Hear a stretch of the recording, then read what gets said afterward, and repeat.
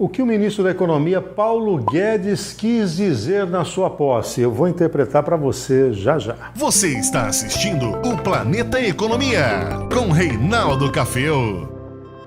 Rui Rocha Assessoria. IT, Instituição Toledo de Ensino. Câmbio Bauru. Tilibra Express.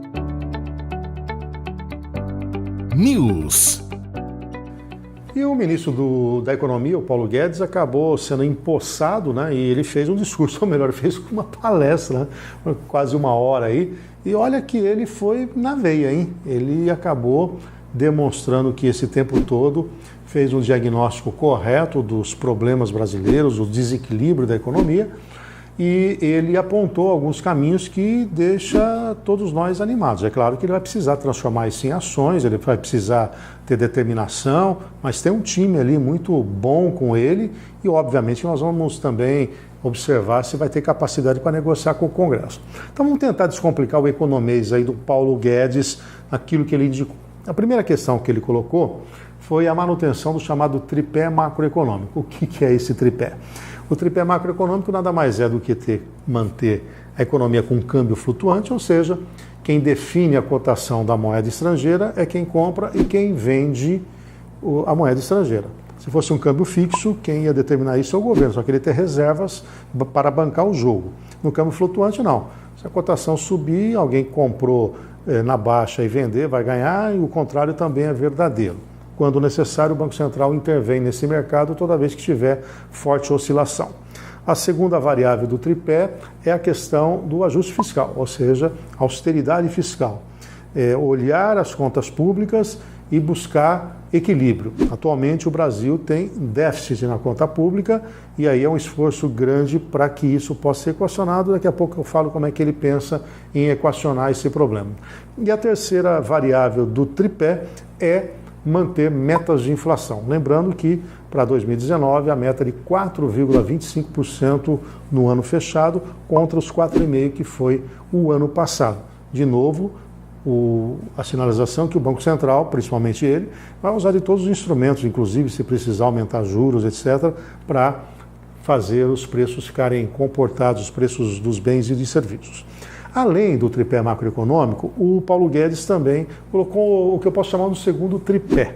Ele falou de privatização, ele falou de previdência e ele falou também de simplificação tributária. Vou começar exatamente pela previdência. A previdência, todos nós sabemos que há uma distorção, notadamente das remunerações do setor público, que em média chegam aí a 8, 9 mil reais por mês, contra alguma coisa próxima a R$ 1.800 do setor privado. Ou seja, menos pessoas do setor público praticamente levam o mesmo volume de dinheiro, muito mais pessoas do setor privado.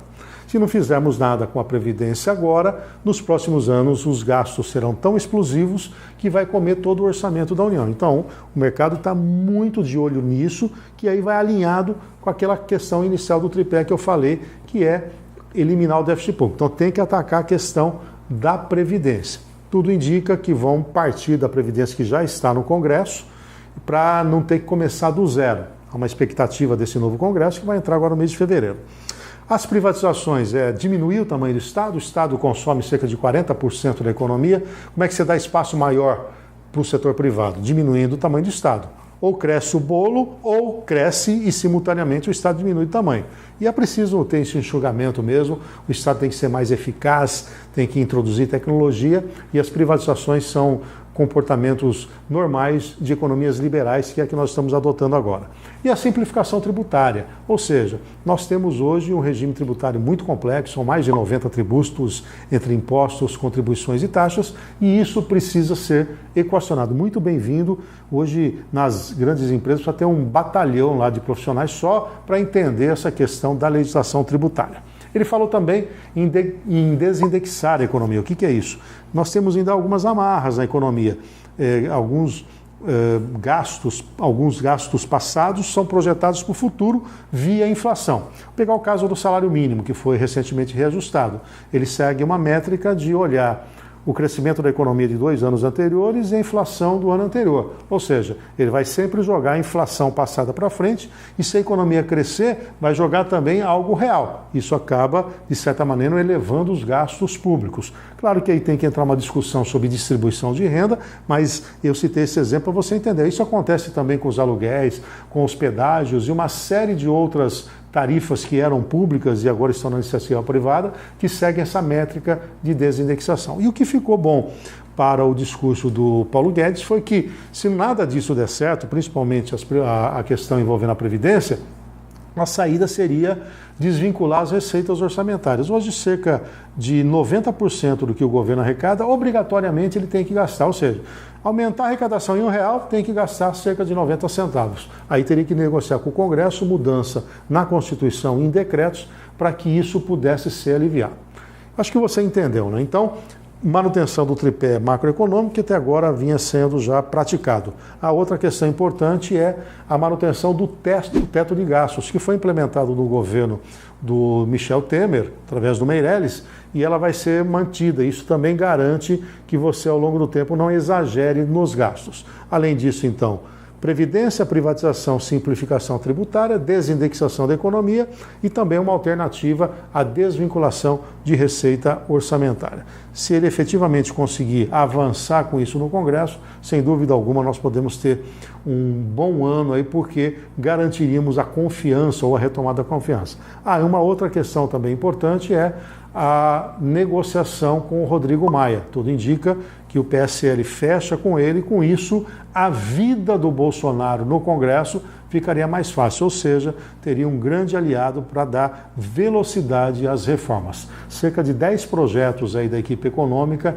9 deles necessariamente teriam que passar pelo Congresso Nacional. Então há um encaminhamento aí daquilo que pode acontecer com a economia, o que pode trazer para todos nós momentos melhores de crescimento econômico. O Paulo Guedes foi até otimista demais, falando que poderíamos crescer de 3% a 3,5% ao ano. Eu tenho dúvida se isso aconteceria, mas tendo um crescimento acima de 2,5% já é muito bem-vindo. E claro que depois vai depender muito da infraestrutura para alicerçar esse crescimento e sustentar no longo prazo, dados os gargalos da nossa economia. Mas isso é um assunto para um outro momento. Viu só? O planeta não gira em torno da economia? Gira sim. Se você quer saber mais sobre economia e finanças, acesse aqui os nossos vídeos no canal Planeta Economia. Também assine o nosso canal, acione o sininho para receber as nossas notificações. Faça parte do canal Planeta Economia.